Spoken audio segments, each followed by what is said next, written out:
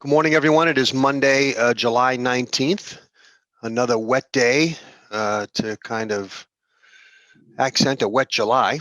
It is our Board of Selectmen's or Select Board's weekly meeting and update, and I have a few things to do. Then I'll pass it over to Jim Boudreau, our town administrator.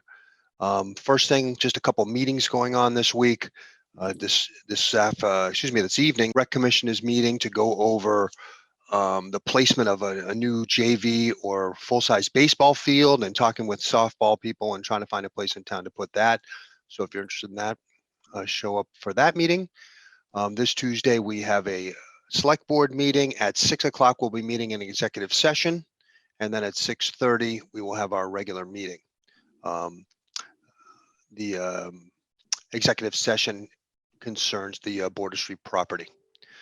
On top of that, a touch of bad news, or sad news, might I say. I unfortunately have to, or would like to announce that Florence Eli has passed away recently, and she was a great volunteer for our archive department and did a ton of research for the town. So we're sorry to see that and pass our condolences on to that family. Also on a note, not someone that really worked for the town, but with the carnival being in town and it being a success this weekend, I just wanted to also pass on condolences to the Brady family. Mark Brady passed away, and he did a ton of work for the town, both in the Knights of Columbus and for the carnival, and he was always before us asking for stuff. So condolences to that family as well. That's all I have, Jim. I'll pass it over to you. Well, thank you, Tony. Good morning. As Tony talked about, we've had some rain the last week, pretty much the month of July. So the water treatment plant and demand for water continues to be below what our normal seasonal demands are.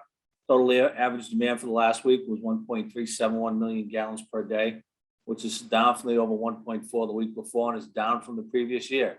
So the rainy, cloudy weather, though it's interfering with a lot of people's vacation, is helping us with our water supply for this summer. With the abundant rain and the rainfall, the manganese levels in the reservoir have remained low, which is a good thing for us.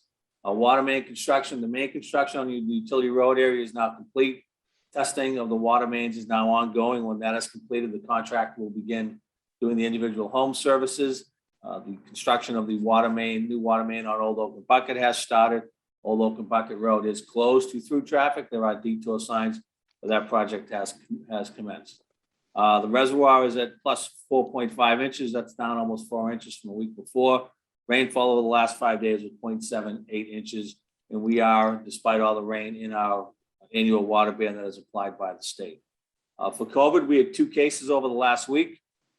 Scituate remains in the gray on the state COVID map. Our positivity rating over the last 14 days is 0.34, which is up from 0.17 of the previous week, but exactly the same as the number 2 weeks ago of 0.34. So an additional case or two when the case numbers are this low means a big increase in our percentage positivity rate, but the actual number of cases remains very low. The state data is also right around the same. The last 7 days was 0.87 for the state, which is up from the 0.5 in the previous week. What we're seeing right now, according to reports, is the Delta variant is the predominant strain that people are getting, and it is people who are unvaccinated who are getting that strain. So if you haven't been vaccinated, please go out and do so. This strain is much more contagious than the other strains, and it is driving the case numbers not only in Massachusetts, but across the country.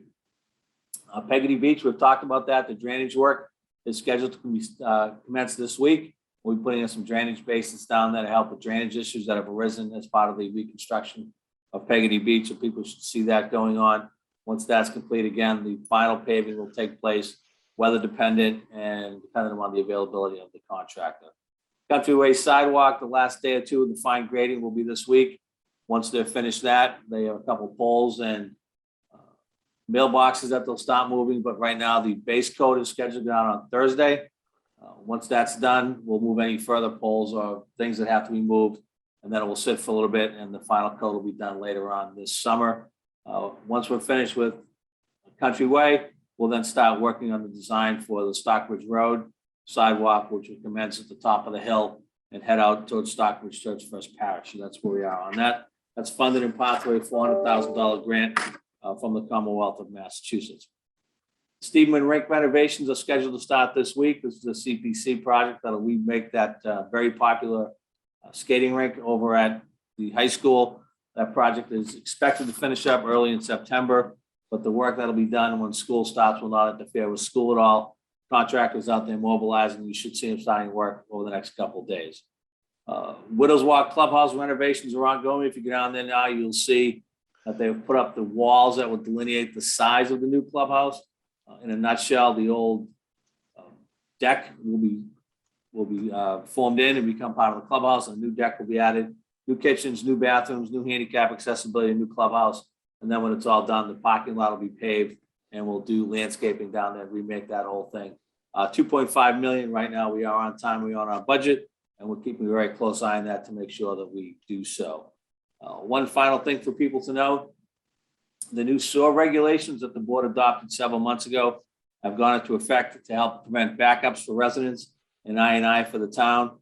Similar to a Title V inspection that you have to get before the sale of a home to ensure that your septic is working correctly.